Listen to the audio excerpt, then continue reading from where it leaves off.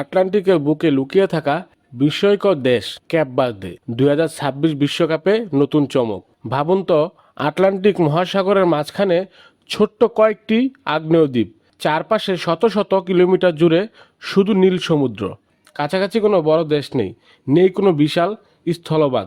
তবু এই ছোট্ট দ্বীপরাষ্ট্র আজ পুরো বিশ্বের আলোচনায়। কারণ 2026 সালে ফিফা বিশ্বকাপে প্রথমবারের মতো অংশ নিয়েই ফুটবল বিশ্বকে চমকে দিয়েছে দেশটির নাম ক্যাপ ভার্দে। কিন্তু প্রশ্ন হলো, এত ছোট একটি দেশ কিভাবে বিশ্বমঞ্চে নিজের পরিচয় তৈরি করলো? আজকের ভিডিওতে জানবেন ক্যাপ ভার্দের ইতিহাস, অর্থনীতি, জীবনযাত্রা, পর্যটন, ফুটবল এবং এমন কিছু অবাক করা তথ্য যা হয়তো আগে কখনো শোনেননি। চলুন শুরু করা যাক। ইতিহাস। আজ থেকে প্রায় 570 বছর আগে 1456 সালে পর্তুগিজ নাবিকরা এই দ্বীপপুঞ্জ আবিষ্কার করেন। অবাক করার বিষয় হলো, তখন এখানে কোনো মানুষ বাস করত না। পরে পর্তুগিজরা এখানে উপনিবেশ স্থাপন করে এবং আফ্রিকা ও ইউরোপ থেকে মানুষ এনে বসতি গড়ে তোলে। একসময় এটি আটলান্টিক অঞ্চলের অন্যতম বড় দাস বাণিজ্য কেন্দ্র হয়ে ওঠে। দীর্ঘ সংগ্রামের পর 1975 সালের 5 জুলাই ক্যাপ ভার্দে স্বাধীনতা অর্জন করে। অর্থাৎ বাংলাদেশের মতো এটি একটি তুলনামূলক নবীন রাষ্ট্র। আয়তন ও জনসংখ্যা। ক্যাপ ভার্দের মোট আয়তন মাত্র 4033 কিলোমিটার, বাংলাদেশের একটি জেলার সমান।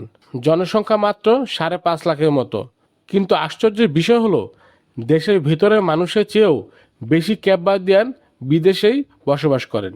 নামের রহস্য। ক্যাপ ভার্দে শব্দের অর্থ সবুজ অন্তরীপ, কিন্তু বাস্তবে দেশটির বেশিরভাগ এলাকা শুষ্ক, পাথুরে এবং আগ্নেয় ভূমি। অর্থাৎ নামের সঙ্গে বাস্তবতার খুব একটা মিল নেই, অনেকটা আইসল্যান্ড আর গ্রিনল্যান্ডের মতো। রাজধানী। দেশটির রাজধানী প্রাইয়া। এখানে রয়েছে সংসদ, বিশ্ববিদ্যালয়, আন্তর্জাতিক বিমানবন্দর এবং প্রধান সমুদ্র বন্দর। এটি দেশের অর্থনীতি ও প্রশাসনের কেন্দ্র। মানুষ ও ভাষা।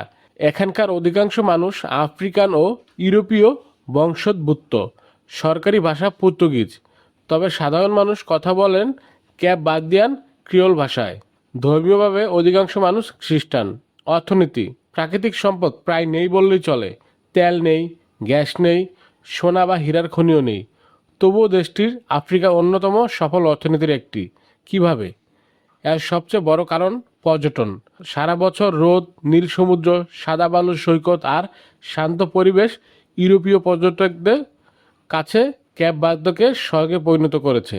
দেশের জিডিপি বড় অংশ আসে পর্যটন থেকেই। দ্বিতীয় বড় শক্তি হলো প্রবাসীদের রেমিটেন্স। বিশ্বজুড়ে ছড়িয়ে থাকা লাখ লাখ ক্যাপ ভার্দিয়ান প্রতি বছর বিপুল পরিমাণ বৈদেশিক মুদ্রা দেশে পাঠান। এছাড়া মাছ ধরা, সমুদ্র পরিবহন এবং আন্তর্জাতিক সহায়তাও অর্থনীতিতে গুরুত্বপূর্ণ ভূমিকা রাখে। কৃষি। দেশটির মাত্র 10% জমিতে চাষাবাদ সম্ভব। বৃষ্টিপাত খুব কম, তাই পাহাড় কেটে ধাপ চাষ করা হয়। ভুট্টা, মটরশুঁটি, কলা, পেঁপে ও আঙ্গুর চাষ করা হয়। এমনকি পানীয় জলের জন্য সমুদ্রের পানি বিশুদ্ধ করতে হয়। রাজনীতি। আফ্রিকার অনেক দেশের তুলনায় ক্যাপ ভার্দে অনেক বেশি শান্তিপূর্ণ। এখানে বহুদলীয় গণতন্ত্র রয়েছে, দুর্নীতির হার কম, সংবাদ মাধ্যম তুলনামূলক স্বাধীন। এ কারণে দেশটি আফ্রিকার অন্যতম স্থিতিশীল রাষ্ট্র হিসেবে পরিচিত। বিশ্বকাপের চমক। মাত্র 5 লাখ মানুষের দেশ, কিন্তু 2026 বিশ্বকাপে ইতিহাস গড়েছে। প্রথমবার অংশ নিয়েই শক্তিশালী দলগুলোর বিপক্ষে দুর্দান্ত পারফরমেন্স করে নকআউট পর্বে জায়গা করে নিয়েছে। এটাই প্রমাণ করে ফুটবলে শুধু জনসংখ্যা নয়, দরকার ইচ্ছাশক্তি, পরিকল্পনা এবং পরিশ্রম। বাংলাদেশের সঙ্গে সম্পর্ক। একটি দারুণ খবর জানেন? 2026 বিশ্বকাপে ক্যাপ ভার্দের খেলোয়াড়রা যে অফিসিয়াল জার্সি পরে মাঠে নেমেছেন, সেগুলো তৈরি হচ্ছে বাংলাদেশে।